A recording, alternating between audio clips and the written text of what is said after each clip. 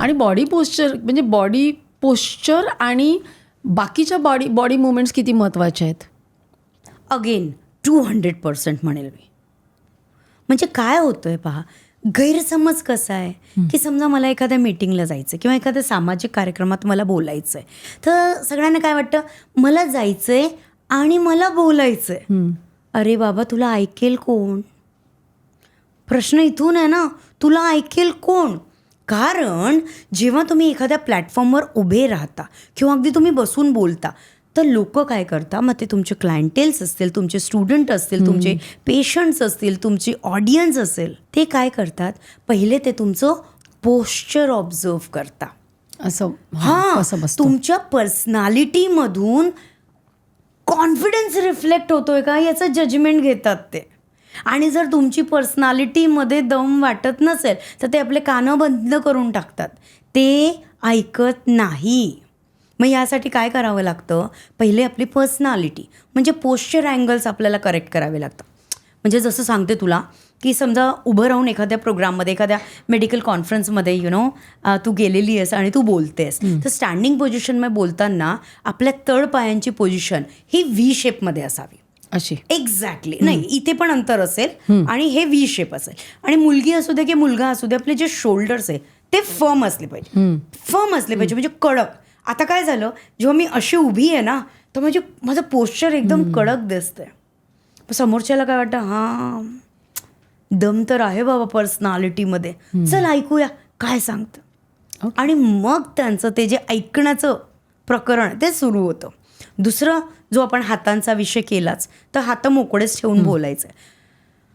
खूप वेळा संवाद साधत असताना अगदी घरात फॅमिलीत, समाजात, सामाजिक बैठकींमध्ये, बाहेर वर्किंग प्रोफेशनल्स, चॅलेंज आहे संकोच भाव. खूप आहे, लोक डिस्कस करत नाही. संकोच भाव म्हणजे कसा, अपोजिट जेंडर समोर आला की मग ते आपल्याकडे असं आहे की कुछ होता है रश्मी, तुम नहीं समझोगी. वाय? बिकॉज माइंडसेटमध्ये असं आहे की हे चुकीचंच आहे.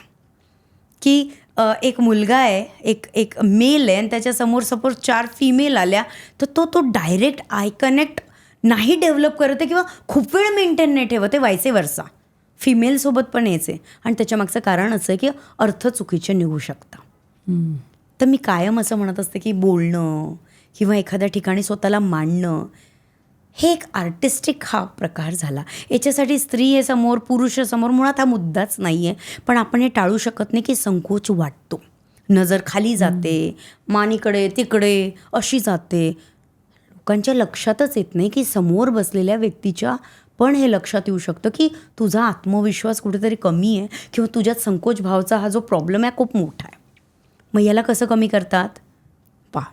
Suppose boy to boy I connect चालला आहे 2 सेकंड्स, ठीक आहे.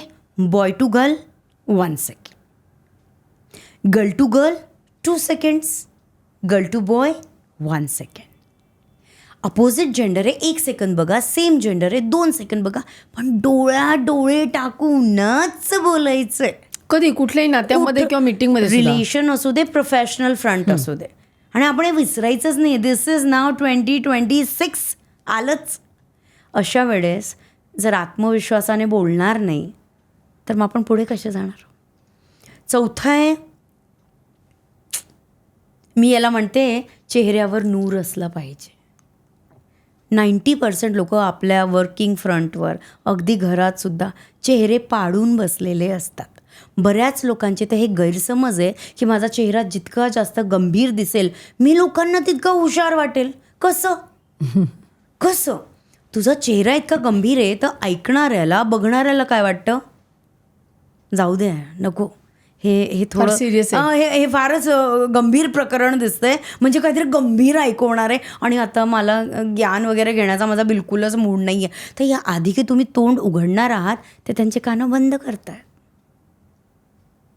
आणि मग याने आपण बऱ्याच अपॉर्च्युनिटीज मिस करतो, कनेक्ट मिस करतो. समोरच्याची इच्छा असते तुमच्यासोबत रिलेशन डेव्हलप करण्याची, रिलेशन मोठं करण्याची, तुमच्यासोबत काम करण्याची, पण जस्ट बिकॉज ऑफ दिस चेहऱ्यावरचा नूर सगळं संपतं. ही क्लिप शेवटपर्यंत बघितल्याबद्दल खूप खूप धन्यवाद. संपूर्ण एपिसोड बघण्यासाठी खाली दिलेल्या लिंकवर क्लिक करा आणि सर्व काही चॅनलला सबस्क्राईब करायला विसरू नका.